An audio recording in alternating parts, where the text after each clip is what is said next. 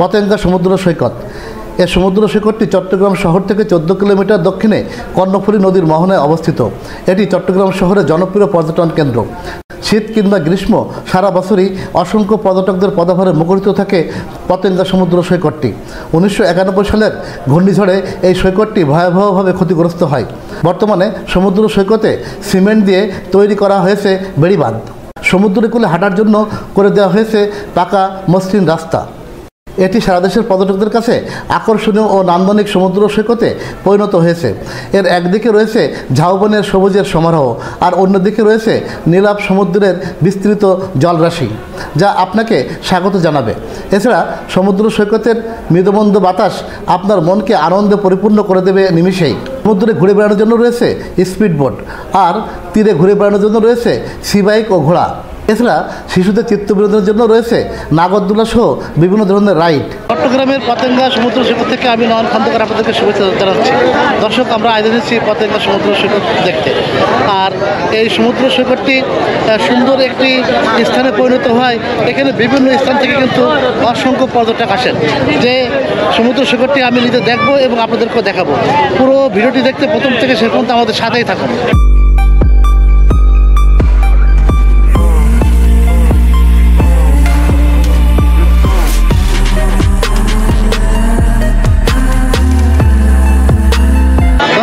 বিকেল হওয়ার সাথে সাথে কিন্তু পতেঙ্গা সমুদ্র সৈকতে অসংখ্য পর্যটকদের ভিড় দেখা যাচ্ছে। আপনারা দেখুন যে আসলে এখানে কী পরিমাণ পর্যটক এখানে আসেন, সে না দেখলে বিশ্বাস করতে পারবেন না।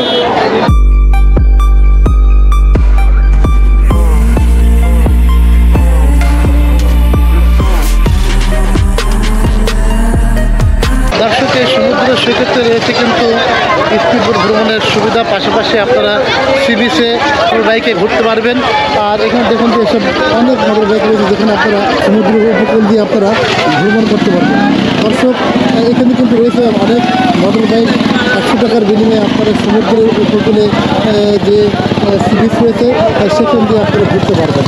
আর এখানে রয়েছে ঘোড়ায় চড়ার সুবিধা, মোটর বাইক চড়ার সুবিধা এবং স্পিডবোট ভ্রমণের সুবিধা। দর্শক, আপনারা দেখতে পাচ্ছেন পতেঙ্গা সমুদ্র সৈকতে কিন্তু উপচে পড়া পর্যটকদের ভিড়। বিভিন্ন স্থান থেকে মানুষ এখানে আসছেন বিনোদনের জন্য। আপনাদেরকে দেখায় দেখুন যে একদম সমুদ্র উপকূলে আমরা রয়েছি। দর্শক, পতেঙ্গা সমুদ্র সৈকতের পাশে পিকনিক স্পট হয়। বিভিন্ন স্থান থেকে কিন্তু অসংখ্য মানুষ এখানে আসেন, পিকনিক করেন এবং এই সমুদ্রের সৌন্দর্য উপভোগ করে থাকেন। আপনাদেরকে দেখাচ্ছি দেখুন উপচে পড়া পর্যটকদের ভিড় এবং এখানকার যারা স্থানীয় মানুষ আসেন তারা কিন্তু এখানে বিকেলে কেনাকাটাতে আসেন। দেখতে পাচ্ছেন যে সমুদ্র উপকূলে কী করে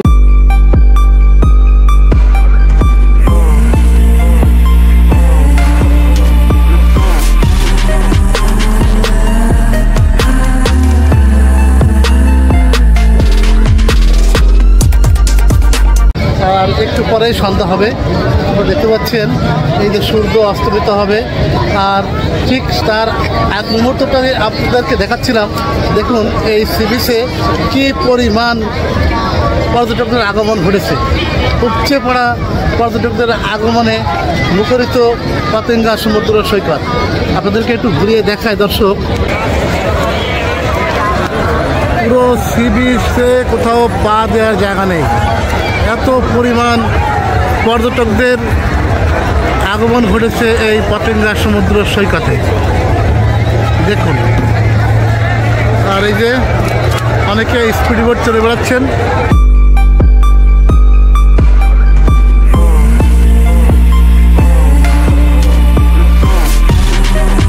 চারিদিকটা আপনাদেরকে দেখায় দেখুন কি পরিমাণ দর্শক সমাগম ঘটেছে।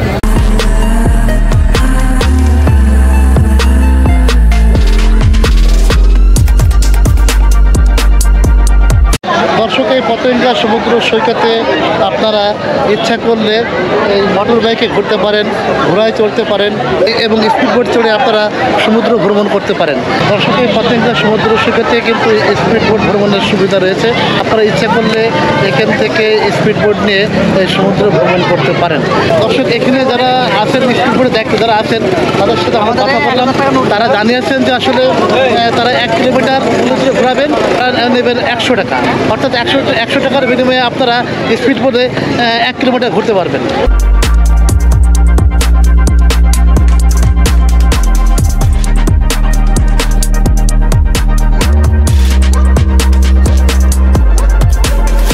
সমুদ্র সৈকতের কোলেই কিন্তু রয়েছে শিশুদের বিনোদনের জন্য একটা স্পট।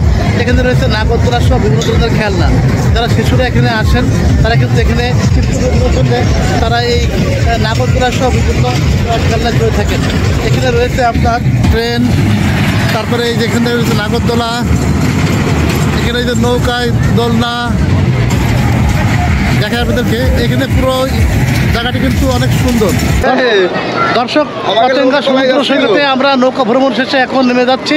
আর আমাদের অনেক সদস্য এই নৌকা চড়িতে ভয় পেয়েছে, যার কারণে আমরা মধ্য সমুদ্র থেকে ফিরে আসছি আর কি। চাচা, আপনি কষ্ট করলাম।